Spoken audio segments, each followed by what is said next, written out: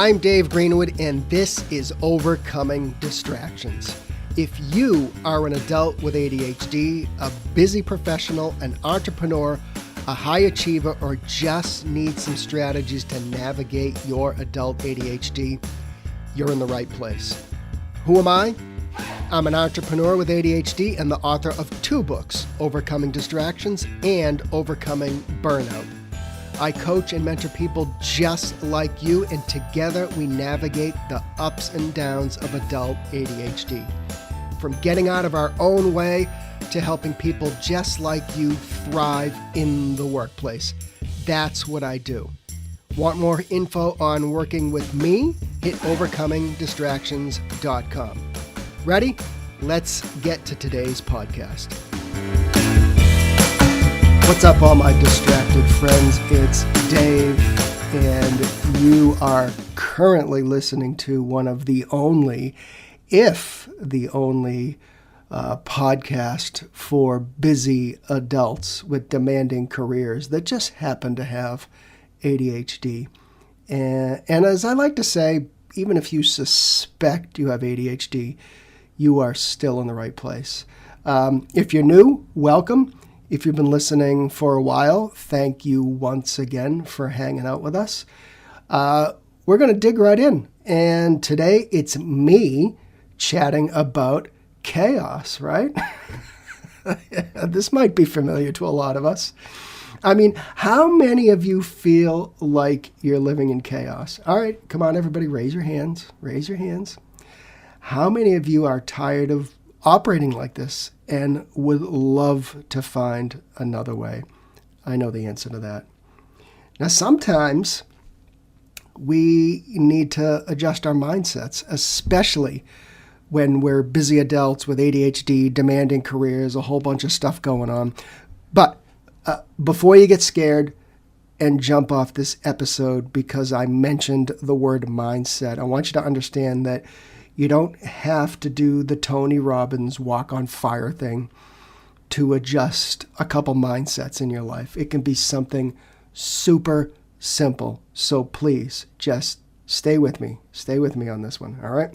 I know mindset is scary, but I'm not Tony Robbins. I think we've established that by now. So, I mean, a mindset it's an attitude, it's a habit, it's a belief. Some people call it like a mental framework. It's the way we think about a particular aspect of our life or our business or our career, right? Mindsets guide us in just about every area of life, including ADHD.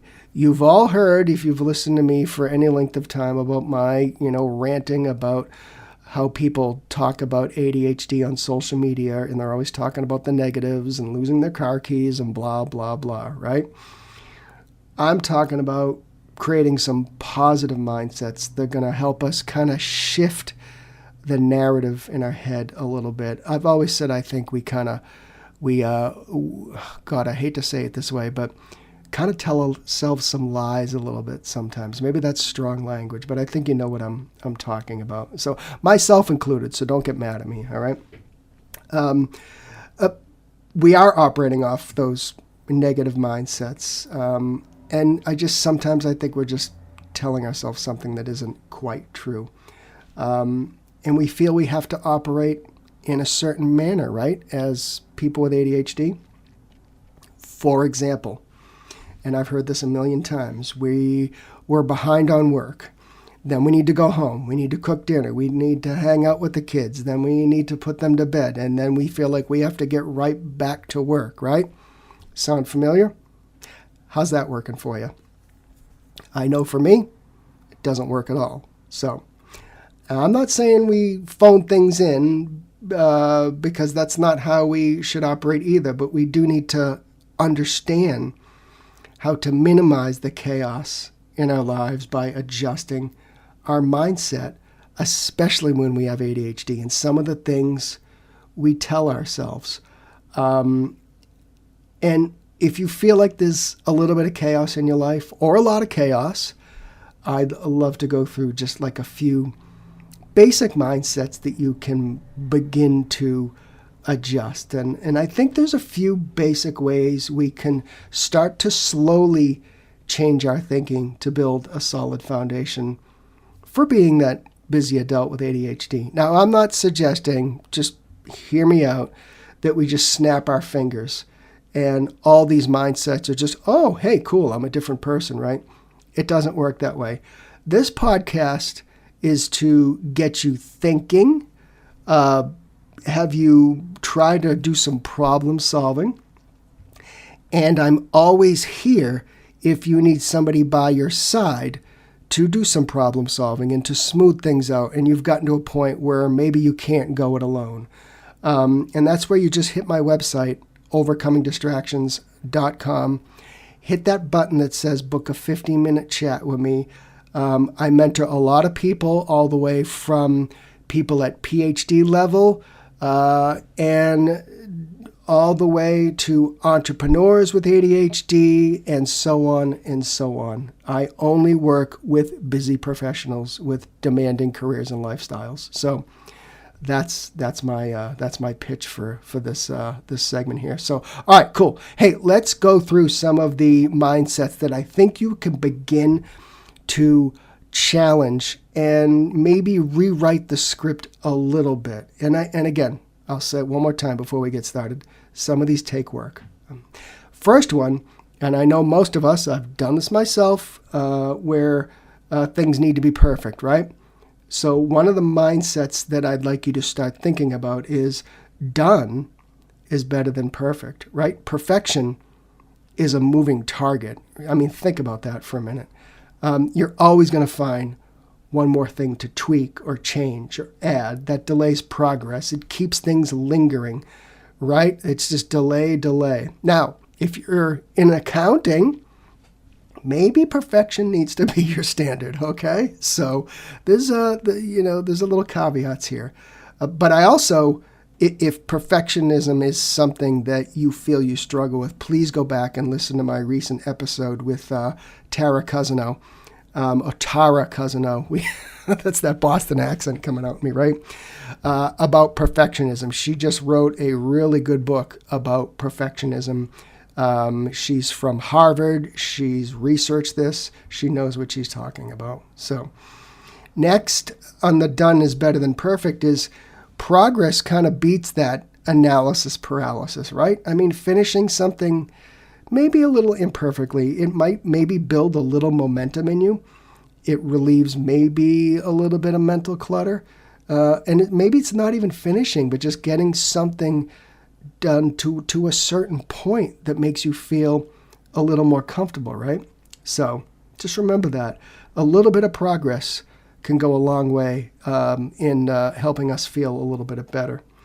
And I got to tell you, for the most part, nobody's going to notice maybe a little bit of flaw or maybe something you left out. For the most part, most people only see what that it's done, and they appreciate that.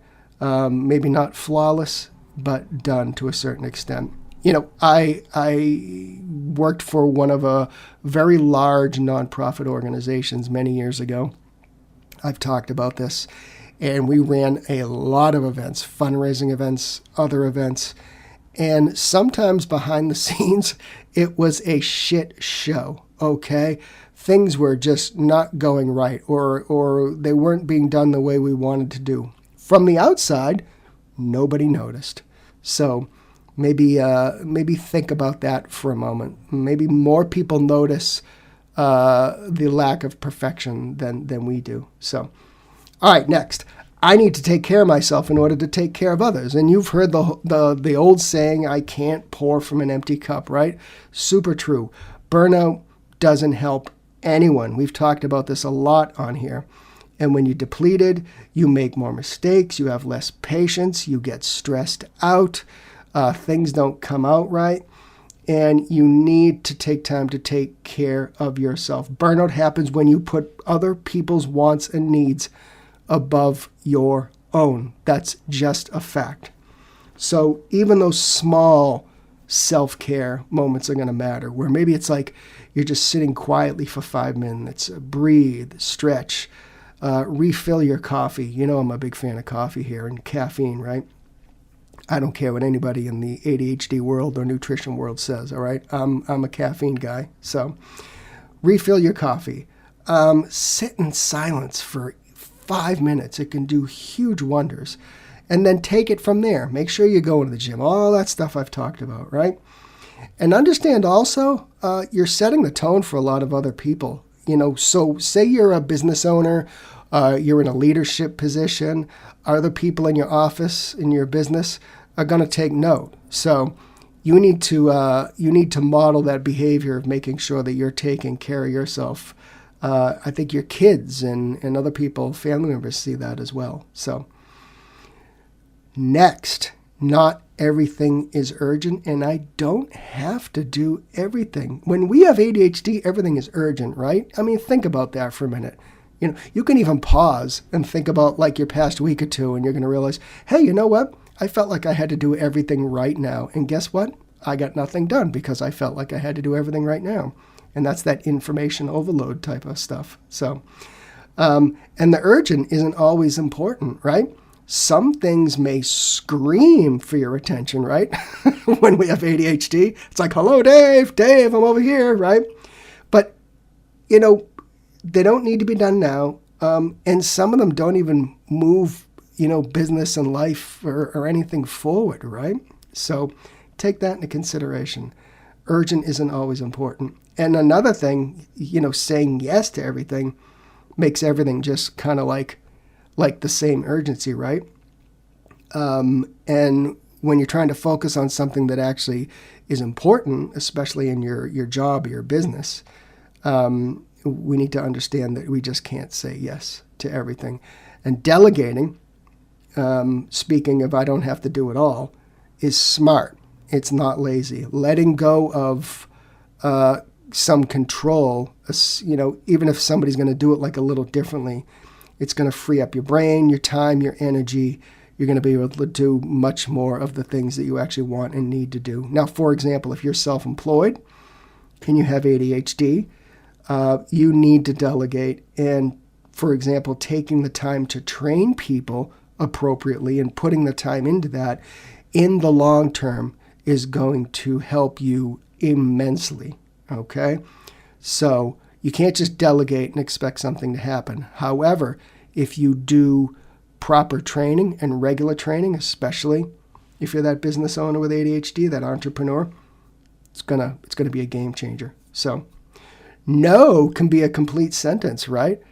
I don't know, grammatically speaking, whether that's accurate, okay? So, but, every time you say yes, you say no to something else. And that something else is usually your mental health, your peace, sleep, family time doing things that actually are going to move your career or your business forward, right? And you can say this to yourself. Saying no right now is how I protect my energy for what really matters. We've talked about saying no. We're going to continue to talk about saying no because it is a absolutely necessary word when we have ADHD and we are overcommitted. So, and guilt isn't, not a reason to say yes, right? That grows resentment. It's that people-pleasing type of thing, if you want to get into kind of the roots of it, why we always say yes. And we just talked about overcommitting in a recent podcast, a couple back, so where we kind of dig more into this. So many of us do it. So here's the other thing. I'm a big fan of routines. Now, I don't do the exact same thing minute by minute after hour after, day after day, right? But some structure is going to reduce that chaos. And you got to develop that mindset of starting to build some routines. Knowing what to expect, even like kind of tiny ways, is just gonna calm you down and give you a little more peace of mind at certain areas of your life and times a day. It's gonna actually help you make fewer decisions.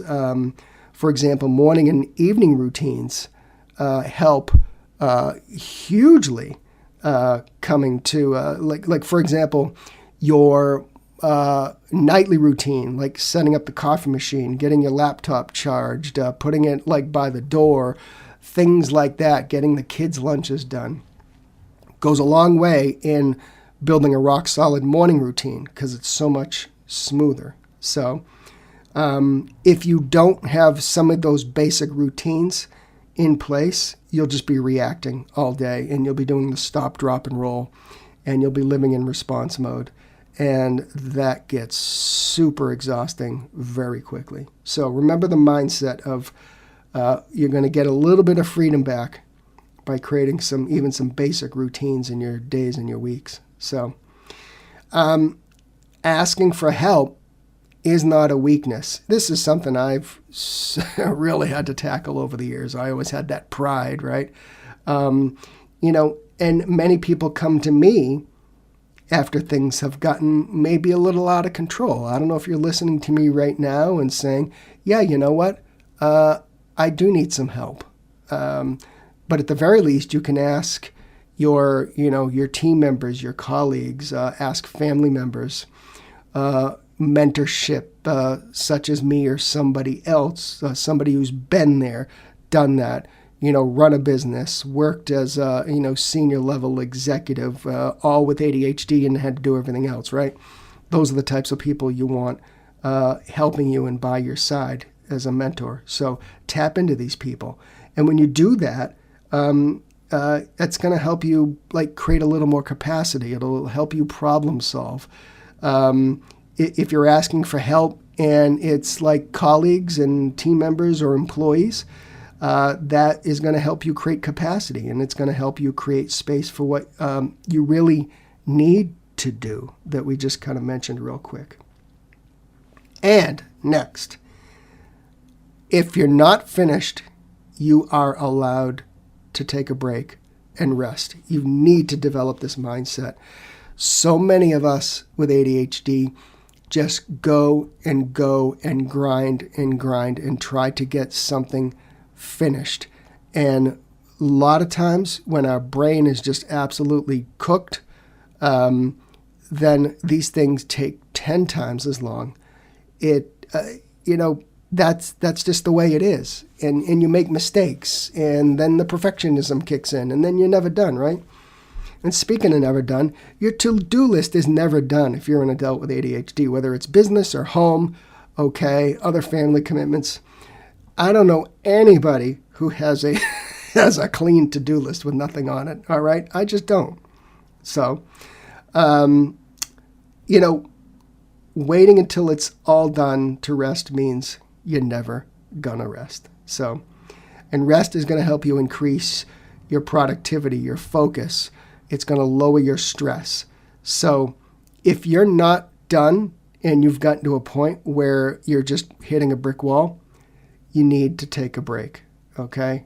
Resting is normal, and ignoring it is going to lead to you shutting down, getting burnt out, and even worse, such as maybe losing your job or affecting your business. So I am a massive fan of preserving my energy for the next time.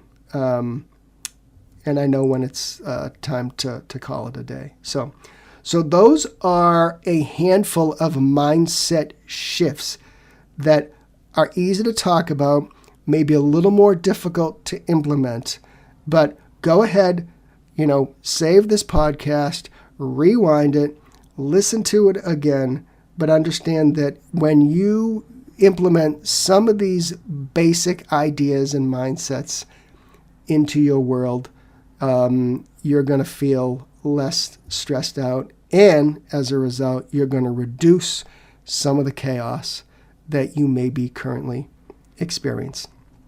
All right, gang, as I said, if you need to work some stuff out and you want somebody who's been there, done that, been in business, worked in a busy, demanding career, then just hit the website, overcomingdistractions.com. I'm super, super simple to work with. Let's work on the mechanics of thriving with adult ADHD. Overcomingdistractions.com. Hit the 15-minute button. And for everyone, I'll catch you next time.